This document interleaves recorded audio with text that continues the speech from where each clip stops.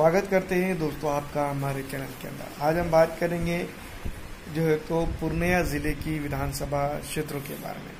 तो सबसे पहले मैं आपको बता दूं कि पूर्णिया के अंदर अगर बात की जाए तो 7 विधानसभा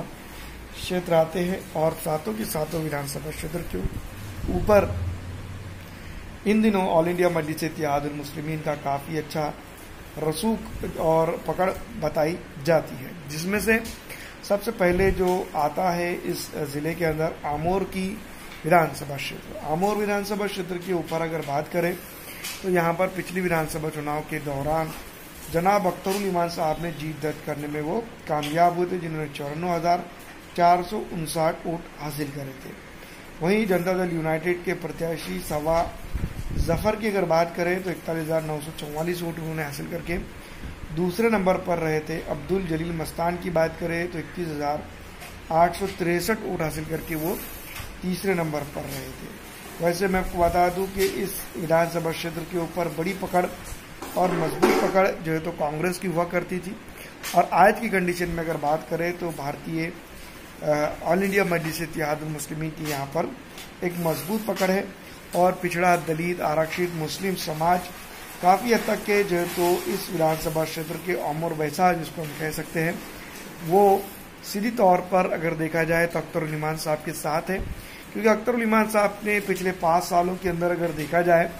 तो काफ़ी हद तक के जो है तो विकास करने की कोशिश की है। विकास भी ऐसा, खुद नीतीश कुमार की अगर एरिया देखा जाए, खुद जो है तो तेजस्वी यादव का या तेज प्रताप यादव का एरिया अगर देखा जाए, उससे बेहतर कोशिश यहाँ पर हुई है और बढ़कर जो है तो काम करने की कोशिश की है। तो अमोर वैसा के अंदर इस बार भी अगर विधानसभा चुनाव के अंदर अगर हम बात करते हैं तो मजलिस इत्तेहादुल मुस्लिमीन का जो है तो नंबर बन सकता है। ऐसे में आती है 22वीं विधानसभा क्षेत्र। 22वीं विधानसभा क्षेत्र की अगर हम बात करें तो यहाँ पर सैयद रुकनुद्दीन अहमद पिछली विधानसभा चुनाव के दौरान ऑल इंडिया मजलिस इत्तेहादुल मुस्लिमीन के प्रत्याशी के तौर पर चुनाव जीतते हैं,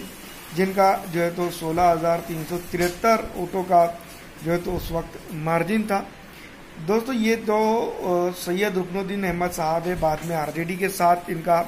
जो है तो तालमेल अच्छी तरह से बैठ गया और उन्होंने एमआईएम को अलविदा कह दिया। 68,416 वोट उन्होंने हासिल किए थे। 52,043 वोट हासिल करके बीजेपी दूसरे नंबर पर रही थी। 38,254 वोट हासिल करके अब्दुल सुभान आरजेडी के प्रत्याशी रहे थे तीसरे नंबर पर, जिन्हों का जो है तो तीनों का अच्छा मुकाबला इस विधानसभा क्षेत्र के ऊपर देखने को मिला। लेकिन 22 की अगर हम बात करें तो 22 की विधानसभा के ऊपर जनता की अगर बात करें या जनता जनार्दन की अगर बात समझे तो इस विधानसभा क्षेत्र के ऊपर सीधी तौर पर हम ये बात जरूर कह सकते हैं कि यहाँ पर जो है तो असदुद्दीन अवैसी साहब के कहने पर या असदुद्दीन अवैसी साहब की वजह से इस विधानसभा पर जो है तो जनता ने वोट दी थी, लेकिन उस तरह का वोट का इस्तेमाल यहाँ पर नहीं हुआ जिस तरह से होना चाहिए था। यहाँ पर अगर आप बात करें तो कई बड़े बदलाव होते हुए दिखाई देंगे और आने वाले दिनों के अंदर इस विधानसभा क्षेत्र के ऊपर जिस तरह कि हम समझ रहे हैं कहीं ना कहीं जो है तो यहाँ पर बदलाव ज़रूर होगा। यहाँ पर अगर हम बात करें तो इस विधानसभा क्षेत्र के ऊपर बढ़ता हुआ और उतरता हुआ इंडेक्स भी काफ़ी मशहूर है और यहाँ पर जो है तो डेवलपमेंट और कई चीज़ों को लेकर बड़ी बातें होते हुए नज़र आ रही है। इसी तरह से एक विधानसभा क्षेत्र आती है जिसको हम कह सकते हैं कस्बा विधानसभा क्षेत्र। 2020 के विधानसभा चुनाव के दौरान मोहम्मद आफाक आलम जो है तो यहाँ पर चुनाव जीतने में कामयाब हुए थे। इंडियन नेशनल कांग्रेस पार्टी के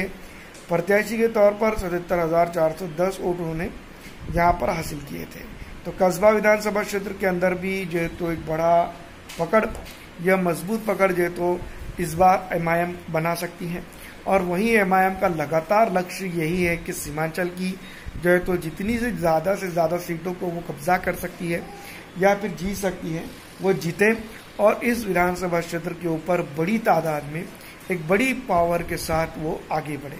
पिछड़ा, दलित, आरक्षित, मुस्लिम और अन्य समाज के लोगों की अगर बात करें तो यहाँ पर वो ऑल इंडिया मजलिस इत्तेहादुल मुस्लिमीन के साथ सीधी तौर पर जुड़ता हुआ नजर आ रहा है और यही जुड़ाव जो है तो आने वाले दिनों के अंदर ऑल इंडिया मजलिस इत्तेहादुल मुस्लिमीन को खास करके इस विधानसभा क्षेत्र के ऊपर एक मजबूत पकड़ देगा, क्योंकि हमने देखा आमोर के अंदर देखा, 22 के अंदर देखा, यहाँ पर एमआईएम एकदम मजबूत है, इसमें कोई दो राय नहीं है। एमआईएम के ही विधायक यहाँ पर है, ऐसा हम कह सकते हैं। उसी तरह से कस्बा की अगर बात करते हैं तो कस्बा के अंदर भी जो है तो ऑल इंडिया मजलिस इत्तेहादुल मुस्लिमीन अगर अपना प्रत्याशी उतार देती है तो यहाँ पर सीधा मुकाबला नहीं बल्कि त्रिकोणीय मुकाबला होने के आसार ज़्यादा है। और यहाँ पर जो तो पिछड़ा, दलित, आरक्षित और मुस्लिम समाज के साथ इंसाफ अगर MIM कर सकती है, कोई अगर पार्टी कर सकती है तो वो MIM ही समझी जा सकती है। ऐसे में बनमाकी विधानसभा क्षेत्र आती है, जिसमें अगर बात करें तो बीजेपी के कृष्णा कुमार ऋषि जो 53,594 वोट हासिल करके जीत दर्ज करते हैं। वहीं उपेंद्र शर्मा बनमाकी के अंदर जो है तो दूसरे नंबर पर रहते हैं, जो 65,851 वोट हासिल करके यहाँ पर सबको चौंका देते हैं। तो बनमाकी के अंदर भी अगर बात करें तो पिछड़ा, दलित, आरक्षित और मुस्लिम समाज का काफ़ी अच्छा वोट जो है तो RJD के लिए गया,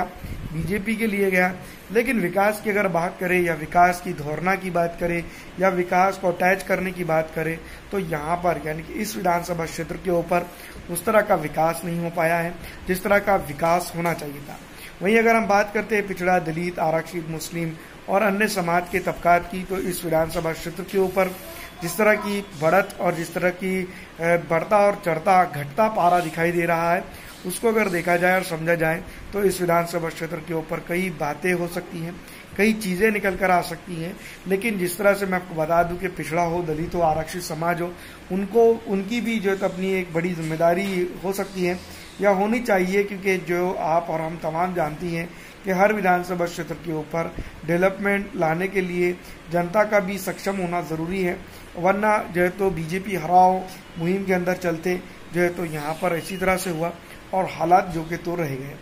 अगली विधानसभा क्षेत्र इसके अंदर आती है दमदाहा विधानसभा क्षेत्र, जहाँ पर लीशी सिंह जो है तो 57,057 वोट हासिल करके जीत दर्ज करते हैं। योगेंद्र कुमार की अगर बात करें तो वो तीसरे नंबर पर रहे थे। दिलीप कुमार यादव की बात करें तो 63,463 वोट हासिल करके RJD के प्रत्याशी के तौर पर जो तो अपना डंडा और झंडा इस विधानसभा क्षेत्र के ऊपर गाड़ने की कोशिश करते हैं। लेकिन जिस तरह के हालात और तमाम तर चीज़ें यहाँ होती है और इस विधानसभा क्षेत्र के ऊपर जिस तरह की जो चीज़ें होती है, उन तमाम तर चीज़ों को अगर देखा जाए तो पिछड़ा हो या दलित हो या फिर आरक्षित समाज हो, यहाँ पर उस तरह से जो तो संतुष्ट नहीं है जिस तरह से होना चाहिए था। यहाँ पर लगातार जो है तो पलायन के लिए जनता मजबूर है,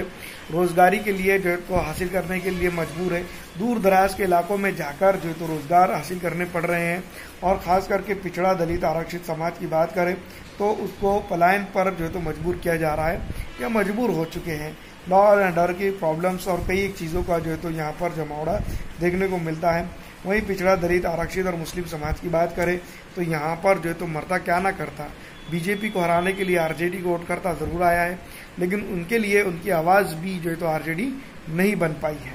ऐसे में मैं आपको बता दूं कि अगली विधानसभा क्षेत्र आती है जिसको हम कह सकते हैं रुपौली विधानसभा क्षेत्र। यहाँ पर पिछली विधानसभा चुनाव यानी कि बाई इलेक्शन के अंदर जनता दल यूनाइटेड को हार का सामना करना पड़ा और शंकर सिंह जो तो यहाँ पर 68,070 वोट हासिल करके जीत दर्ज करने में कामयाब हुए। वहीं अगर हम बात करें 59,824 वोट हासिल करके कलंदर मंडल यहाँ पर जीत दर्ज करते हैं। यह अपने आप में काफ़ी बड़ी बात है और ऐसी जगह पर या ऐसी क्षेत्र के अंदर डेवलपमेंट की अगर इसकी बात करें तो यही बात कहकर सामने निकल कर आएंगी कि अभी जो है तो ये चुनाव चुन कर आए थे और लगे ही फौरन इनके साथ जो है तो चुनाव का मामला हो गया। तो ये बात जो है तो किशनगंज के कमरुल हुदा के साथ भी हो सकती थी जब ऑल इंडिया मजलिस इत्तेहादुल मुस्लिमीन के प्रत्याशी के तौर पर वो चुन कर आए थे, लेकिन जो है तो लगट जो तो इलेक्शन हो गए थे। ऐसे में बात करेंगे हम पूर्णिया की, तो पूर्णिया के अंदर विजय कुमार खेमखा जो है तो भारतीय जनता पार्टी के प्रत्याशी के तौर पर चुनाव जीतकर आने में कामयाब हुए थे, जिन्होंने पिछड़ा, दलित, आरक्षित, मुस्लिम और तमाम तबकात के लोगों का वोट तो इस विधानसभा क्षेत्र के अंदर हासिल कर लिया। लेकिन इन जगह पर अगर देखा जाए जिस तरह का मामला है, जिस तरह की माहौल है और जिस तरह की जो कंडीशन है, वो तमाम तरह कंडीशन और वो मामले जो का तू दिखाई देते हैं। और पिछड़ा हो, दलित हो या फिर आरक्षित समाज का एरिया हो, जहाँ पर डेवलपमेंट की बात की जानी चाहिए थी या डेवलपमेंट के लिए भगदड़ की जानी चाहिए थी, कोशिश की जानी चाहिए थी, वो नहीं हो पाई है। इसी तरह से दोस्तों मैं आपको बता दूं कि पिछले विधानसभा चुनाव और अब के विधानसभा चुनाव के अंदर अगर बात की जाए तो काफ़ी जो है तो बदलाव देखने को मिल रहा है। इस बार बड़े बदलाव के साथ जो है तो कई एक चीज़ें होने वाली हैं। वहीं अगर देखा जाए तो इस बार जो है तो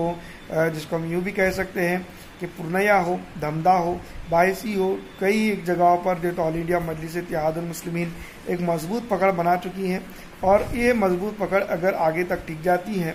कस्बा के अंदर टिक जाती है और बहुत सारी जगहों पर रह जाती है, तो इस बार जो तो विधानसभा चुनाव के अंदर ऑल इंडिया मजलिस इत्तेहादुल मुस्लिमीन एक बड़ी पकड़ बनकर जो तो आगे बढ़ेंगी। और आगे बढ़ती है तो यहाँ पर ये बात याद रखिएगा कि आने वाले दिनों के अंदर जो तो इन इलाकों के अंदर उस तरह का डेवलपमेंट होगा जिस तरह के डेवलपमेंट की ख्वाहिश यहाँ की जनता करती है। फिलहाल दोस्तों इस वीडियो में इतना ही। अगर आपको हमारी ये वीडियो अच्छी लगती है तो उसको लाइक और ज़्यादा से ज़्यादा दूसरों तक शेयर कर दीजिएगा। वीडियो देखने के लिए आपका शुक्रिया। आपका दिन अच्छा रहे।